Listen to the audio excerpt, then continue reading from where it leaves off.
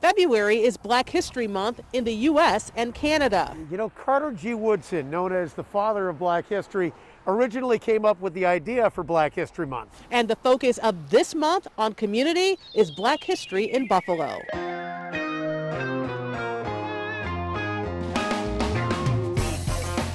Hi, I'm Pete Gallivan. Welcome to this month's edition of Community. And I'm Claudine Ewing. As he mentioned, this month we are talking about Black history. We are shining a light on those who are doing wonderful things in our community, those who have beat the odds, and just the overall achievements of so many.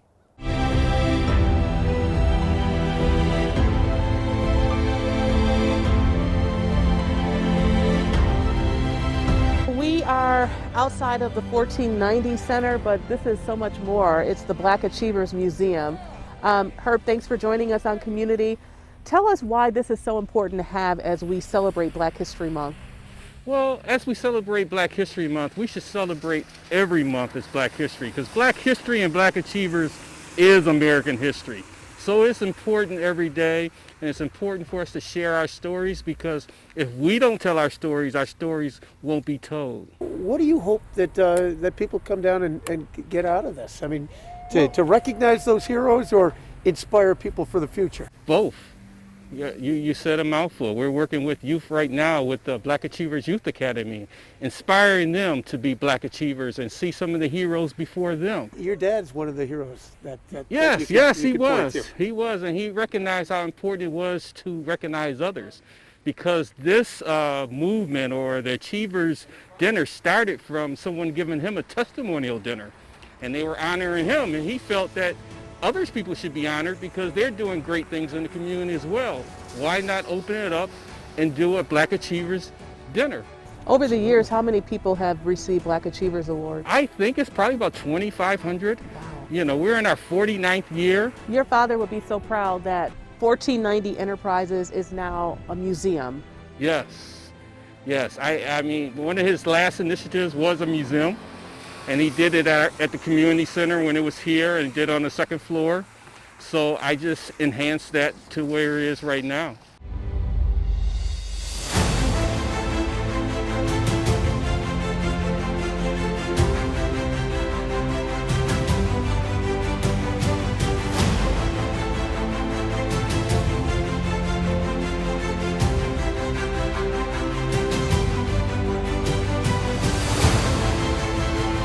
We got 2 more months to celebrate it. We'd rather be celebrated than tolerated. So let's celebrate it. Decades of dedicated service to the city of Buffalo, George K. Arthur was a humble man, but powerful in the fight for justice for the community he served. The civil rights struggle was not only for those of us of color, but for those of other epidermis of skin. Christmas Day 2020. At the age of 87, the former Buffalo Common Council president died. His son tells me he died peacefully at home. Tributes are coming in. Buffalo Mayor Byron Brown calling Arthur a powerhouse in Buffalo government and politics, a tireless advocate for positive change, a change maker and inspiration. George K., as some would call him, wouldn't stop until he saw equality in housing and education. In fact, he was part of the federal lawsuit that led to desegregation in Buffalo schools. People will say, hey, I'm not a racist, you know, out to my face or to your face. But then when they go in the house, it's a whole different story.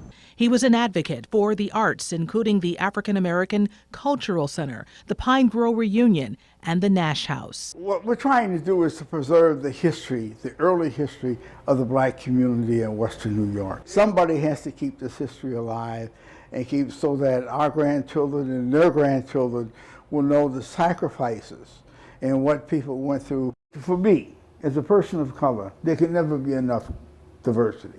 He was a photographer and would often share some of his work. He was one of the few to have a photo with the late Dr. Martin Luther King Jr. when he came to Buffalo. It was really an honor and a pleasure to spend that day and a half with him. Him to take time to come to Buffalo meant that Buffalo had problems. Buffalo was a city that he was concerned about. He spoke with me about Dr. King's I Have a Dream speech 50 years later. Do you think that kids today truly understand what he did? No, they don't. I think they know of a Dr. King. They know what his reputation is. They know that he was a world leader, but they really don't understand the real sacrifices that he went through. He's on the Freedom Wall and alive to see that honor. That's when we asked him about his legacy. I hope it's one of caring. That when I was in office, my whole thing was that we wanted to take care of the people who came into the office and the citizens of the city of Buffalo. A man who knew his history, the city's history. During his political career, he almost beat the late Mayor Jimmy Griffin. He was an Electoral College delegate for former President Obama. There's also a community center named after Arthur, a man who stood up for the people he served in Buffalo. We've come an awful long way. We still have a long way to go. But yes, I am very optimistic that our children will grow up and not have the racism embedded in them that some have today. What a fantastic civil rights leader, a true hero. Yeah, and now we've got the story of another hero, a man who came to Western New York looking for work, but wound up putting his life on the line to try and save a president. It was an event that attracted the world and established Buffalo as the city of light. That is, until one of the darkest days in the city's history.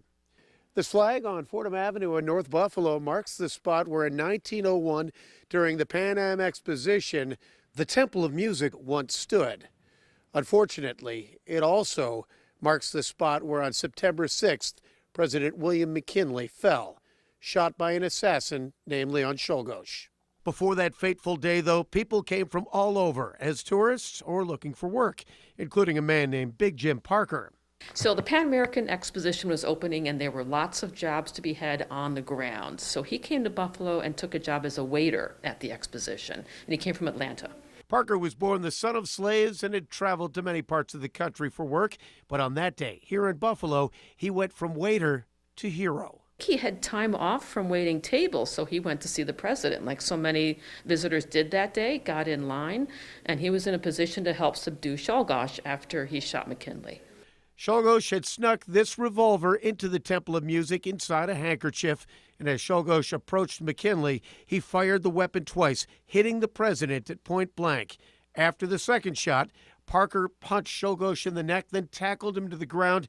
He was really regarded a national hero for a short time. He was. He went on speaking tours all around the country. He was celebrated at dinners and receptions. So he was getting fan mail. So he really was seen in high regard and invited around the country to speak. People wanted to hear from him. Many newspapers focused on the color of his skin, though, as much as his actions.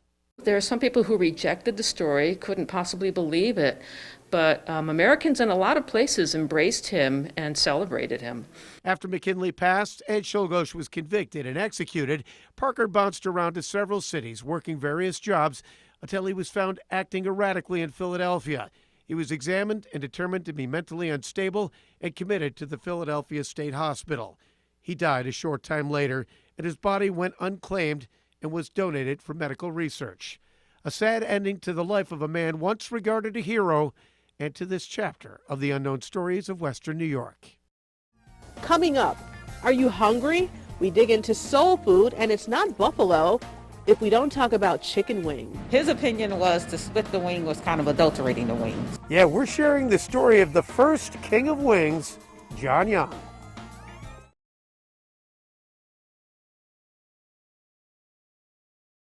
On Community, we definitely shine a light on great things, and this time, great food. 1 week in February was dedicated to Black Restaurant Week by the Buffalo Urban League Young Professionals. Many are new, not well known, so this allows them to get their name out and you can sample the cuisine. When photojournalist Katie Brown stopped by La Verdad, she just could not get enough of the menu. My menu, all of my meats are smoked. So we have smoked brisket, we have smoked burnt ends, pulled pork, chicken, and we have ribs. But what we do is on Friday I only serve ribs. But during the week when I'm open on Wednesday, we're known for our rice bowls and my stretch mark sandwich. That was the brisket with our bourbon barbecue sauce, jalapeno mac, Gouda cheese, and Cal apple slab. Yeah. Laverdale has been in existence since 2018. I opened up in September at 1132 East Lovejoy, and then October of 2020 I relocated down to 1194 East Lovejoy. So we have been known for being a takeout cafe. Since October when I got here, you know what happened? Shut down the restaurants. So now everyone has to adjust, but to me, I had an advantage because I was always a takeout restaurant. So we were able to, work things out and continue to serve the people accordingly. With this rice bowl, you got this Goya rice with sauteed onions, green peppers, or whatever you want on there. Then you get your choice of meat. And then I have a homemade Vivian's special sauce. Communities are supporting us because they want the business to stay alive. So we're going to get those, and we're going to get people from all surrounding areas to support the business because they love good food. And when you love good food, you're going to come back. And so we serve good food to have them come back. It's our heritage. My family's from the South, and basically from their life, we have to continue with the legacy that they left for us. My grandmother, my mom, they throw down. So my boys, my brothers, they cook, and my sisters. So we have always been in that kitchen watching grandma making homemade biscuit. I mean, not just throw it in a box. I'm talking about some flour and all this stuff and making some biscuits and from scratch. So this is something that's a passion that we follow through our great ancestors and living it right now. So I'm representing my family. I want you to love your experience when you come here, and I want you to love your food. Before there was a wing king, even before the queen of wings, Teresa Bellissimo at the Anchor Bar tossed her first wings in hot sauce, there was the king of wings. He did start in the early 60s with the restaurant at Jefferson and Carlton, around 61, 62. John Young had been frying up chicken wings at a number of locations on Buffalo's east side. But where he became best known was at Utica and Jefferson. So it was there in 1966 that, John Young Wings and Things, doing business as, really took off. Young grew up on a farm in Alabama before moving to Buffalo and ultimately assuming his crown. Before he got to Utica Street, he did take a little trip to Jamaica and added some things to his sauce, some fruits and things. And so he tried to call it Bahama Mama sauce, but that name didn't really stick. People were used to mumbo sauce, so he just kept it as John Young's mumbo sauce. As you probably realize by now, John Young's wing was vastly different from the Anchor Bars, both in the sauce and the way it was prepared. It was breaded and fried and left whole. His opinion was to split the wing was kind of adulterating the wings. And now Lina Brown Young has brought her father's spirit and recipe back. Through a series of pop-up events and a stop on Buffalo bike tours, John Young's mumbo sauce and original wing recipe can be sampled in the Queen City for the first time in decades. Certainly the contributions of John Young to Buffalo history is, I would say, is equally as important, if not more important, than the Anchor Bar. There's also a GoFundMe page set up by the Young family, the Michigan Street Corridor, and Buffalo Bike Tours to tell this story through a new mural at the site of Young's former restaurant at Jefferson and Carlton. The mural will be based on this one that once stood in John Young's restaurants. I'm really glad so many people, especially younger people, can get acquainted with the story and be able to see firsthand. We're continuing to celebrate Black history with a little-known baseball great with ties to the Queen City. And more specifically, the efforts to get him recognized by the Hall of Fame. We're talking about Grant Home Run Johnson. Tucked away in Hamburg's Lakeside Cemetery, in a far-off corner stands a seemingly ordinary plaque honoring an extraordinary man. We were able to put a headstone and a plaque, roadside plaque, for Mr. Johnson out in Lakeside Cemetery back in 2014. Baseball historian Howard Henry has done extensive research on Grant Home Run Johnson, and when he discovered Johnson's final resting place was an unmarked grave in a pauper's field, he went to work to do something about it. He worked with the Negro Leagues Baseball Grave Marker Project and the Forest Lawn Heritage Foundation and had this marker installed, but he thinks more should be done to honor this man who has been called one of the greatest players of the dead ball era, the late 1800s. Here was a man whose stars shone both on the diamond and on the stage, and also it seemed like he was a very good man. He played for and managed teams from Findlay, Ohio to Chicago, New York, even Cuba, before ending his career with the Buffalo Giants and retiring here in Western New York, working the railroad and performing with several church choirs and the Buffalo Clef Club. But so far, he hasn't been recognized in either the Baseball Hall of Fame nor even the Buffalo Sports Hall, partly because he predated even the Negro Leagues. His time came in an era when, because of the color of his skin, he was forbidden playing in top leagues. But his numbers speak for themselves. In 1894, Grant Johnson smacked 60 out of the park in just 112 games, earning him the nickname that stuck with him for the rest of his life, Home Run. I foresee Home Run Johnson getting a very good look in the next year or two to getting into our Hall of Fame. As for Cooperstown, Johnson was shortlisted by the Early Era Committee several years back, but now that Major League Baseball has included Negro League players in their official records, Howard Henry says it may be time to give the Early Era Committee another shove. I think Mr. Johnson's outstanding abilities warrant his inclusion also, his induction also. Inclusion in baseball's Hall of Fame, and now in the Unknown Stories of Western New York.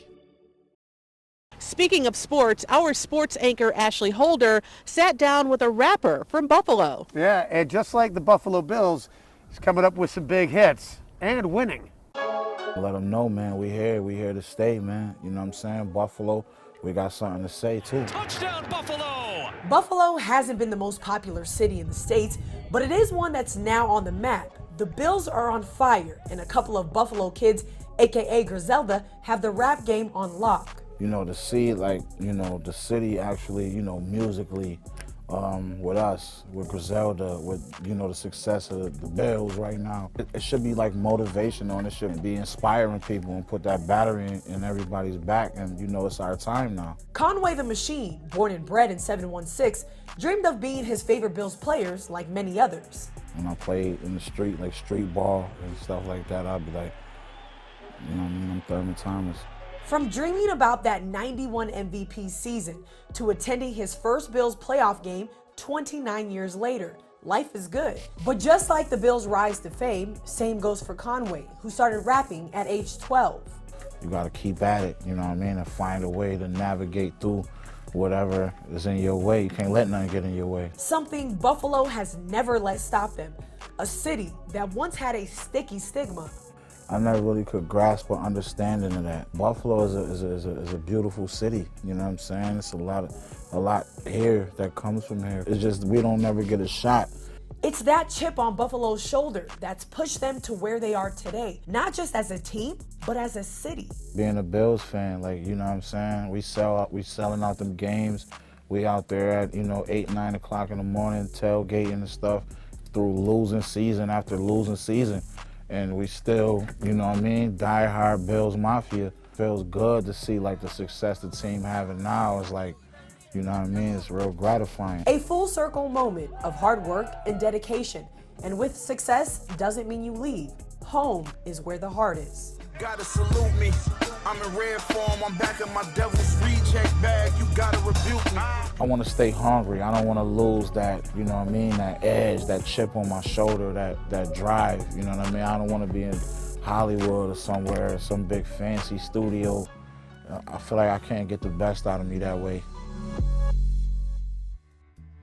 Up next, the sounds of a Buffalo singer will make you stop and think and reflect on love. We're really telling a story visually about how Black love exists and shows up in this present day. Drea Deneur continues to produce powerful hits. Stay with us.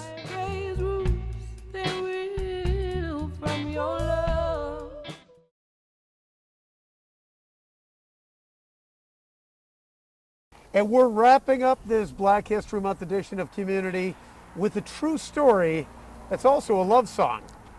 We are going to take you inside the incomparable world of Drea Deneur.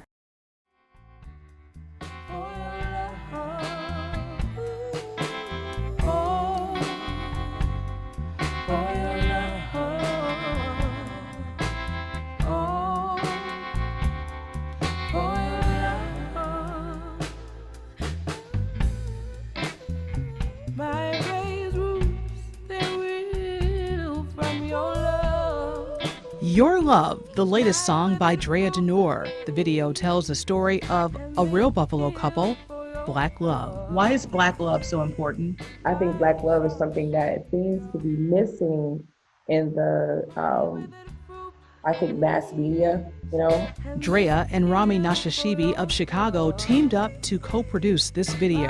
For me, I've traveled across the globe, but there's something powerfully resonant about the community here in Buffalo. And that's why I come back. Shot in Buffalo, featuring Buffalo people on camera and behind the scenes. Something important for this singer. I wanted to tell a love story, a modern day love story of a Black couple who, I didn't want to use actors. So she used the Wajeds of Buffalo. We actually shot the first day here in Feed Buffalo. We turned it into an art studio. From there, they leave to go back home for this big elaborate date night that Idris has planned for her. And he's hired this band and got her some gifts. And then we'll be performing in the house. Our focus in the video is the hand. For me, the hand represents this invitation, kind of inviting people back to Black love. A Black love that's not rooted and identified exclusively by the pain and the drama that Black people have experienced. The opportunity to also make sure that it's not just the story of pain and trauma that people are identifying out of the Black experience, but that there's this transcendent love that can be equally resonant globally and told unapologetically from the voice and the vantage point of Black folks. And you have a Black woman who's the artistic director, you have a Black woman who's the director of this, you have a Black couple they're not actors, they genuinely are in love with one another. When you talk Black love, it kind of makes people pause, right? It doesn't matter if you're white, if you're Palestinian, Black love will make you pause and make you think and make you look and watch. Yeah, especially when it's told unapologetically through the lens of Black folks who don't really have to be told who they're telling the story to. Black love is, it's an original concept. I think it's something that has always existed from the beginning of time. I think Black love shows up as a Black mother's love. Black love shows up as, a Black couple. It could be your grandmother's pie. It could be your grandfather fixing your car for you, taking you for a ride on a motorcycle. Drea was kind enough to share her video with Community. Check it out.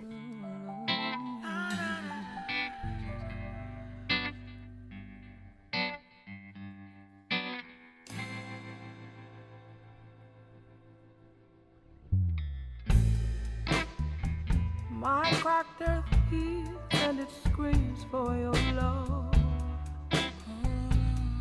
My dry dirt bleeds and it dreams of your love. My brittle leaves tear fall for your love. My barren seas they seek and they ache for your love. What better way to wrap up Black History Month on Community than to talk about love? Black love, but love, we know, is definitely love. And to be here at the African American Heritage Corridor. Yeah, but we are here for you every month here on Community. We want to hear your story and we want to share it with our community. So reach out to Claudine or myself on social media. Make sure you join us next month for another edition of Community. Bye-bye.